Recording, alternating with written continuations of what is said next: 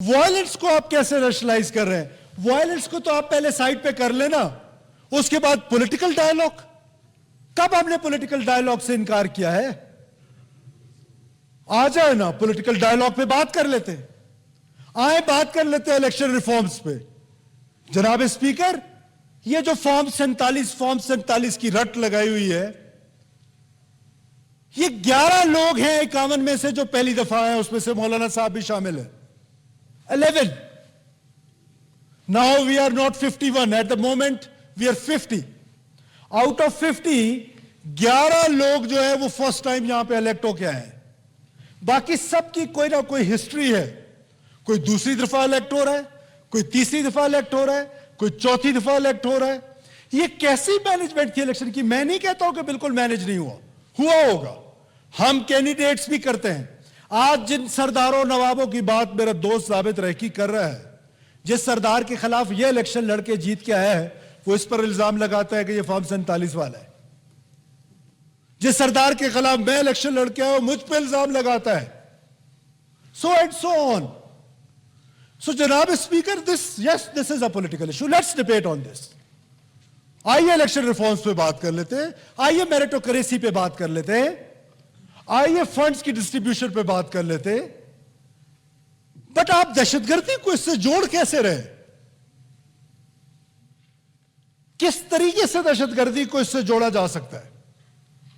Violence का जो right है, वो सिर्फ कोई भी स्टेट हो, उसकी monopoly is with the state.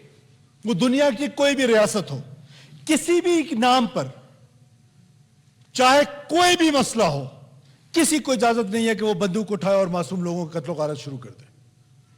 तो अनपैरेलल डेवलपमेंट पे जो डेवलपमेंट कराची में है, क्या वो कश्मीर में है? लाहौर की मिसाल है, मैडम मरियम नवाज की मिसाल अभी मेरा कोई दोस्त दे रहा था। जो लाहौर में डेवलपमेंट है, क्या वो गुजरांवाला में है? जो गुजरांवाला में है, क्या वो राजनपुर में है? ये जो कोय सुलेमान आज सारा रीजन है हमारा, क्या वो उस तरह डेवलप्ड है जैसे लाहौर डेवलप्ड है? क्या जो पिशावर में डेवलपमेंट है वो डेरा इस्माइल खान में है? सो क्या वहां के लोग उठ के बंदूक उठा के लोगों को जाके मार धाड़ शुरू कर दें?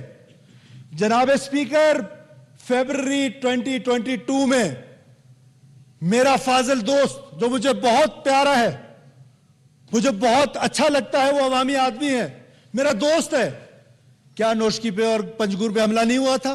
बॉर्डर तो खुले हुए थे। स्मगलिंग तो पैट्रोनाइज थी, स्टेट की पैट्रेज थी, गवर्नमेंट की पैट्रेज थी, जिस गवर्नमेंट को आपने सपोर्ट किया था। तो क्या उस वक्त हमले नहीं हो रहे थे? हो रहे थे ना हमले। पंजगुर में और नोशकी में अटैक हुआ था ना 2022 में, तो बॉर्डर तो खुला हुआ था, फिर तो नहीं होना चाहिए था हमला। और ये कैसी असेंबली है? ये ऑगस्ट हाउस, यहां पर कॉन्स्टिट्यूशन की बात करनी चाहिए, यहां पे रूल ऑफ लॉ की बात करनी चाहिए। जनाब स्पीकर, स्मगलिंग को हम कैसे रैशनलाइज कर सकते हैं?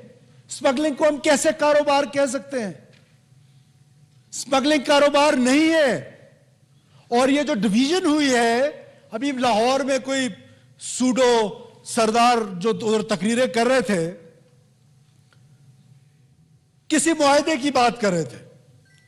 जनाब स्पीकर, क्या बलूचिस्तान की तारीख को हमेशा मसख नहीं किया गया? जिस खान अहमद यार खान, जिस स्टेट ऑफ कलात की बात की जा रही थी, he was governor in Balochistan, he remained governor of Balochistan. Representation उन्होंने जो की वो फेडरल गवर्नमेंट की। उन्होंने फिर अपनी एक किताब लिखी। कितने लोगों ने वो किताब पढ़ी? उन्होंने तो अपनी किताब में नहीं लिखा कि मेरे साथ कोई जबरदस्ती हुई है, लेकिन हमने यहां पर कह दिया कि जी हम वो तारीख वहां से शुरू करते हैं। 1973 से पहले किसी किस्म का कोई एग्रीमेंट था किसी के साथ भी? After the constitution of 1973 there is no document valid. 1973 का कॉन्स्टिट्यूशन वैलिड है। और मौलाना साहब, ये जो मैं आर्टिकल 5 का जिक्र करता हूं ना, कि loyalty towards state it should be unconditional, ये मैं नहीं कहता हूं, ये कॉन्स्टिट्यूशन कहता है। और कॉन्स्टिट्यूशन राइट्स की बात बाद में करता है। वो पहले जिम्मेदारी देता है अपने सिटीजन्स को, उसके बाद फिर सिटीजन राइट्स की बात करता है। आई एग्री कि सिटीजन राइट्स जो भी है वो सिटीजन को मिलने चाहिए, लेकिन डायग्नोसिस तो पहले ठीक कर लो अल्लाह के बंदो। कोई इसको बॉर्डर से जोड़ रहा है, कोई इसको फंड से जोड़ रहा है, कोई इसको नौकरी से जोड़ रहा है। ओ बाबा खुदा के बंदो, जो लड़ रहा है वो कहता है मैंने मुल्क तोड़ना है।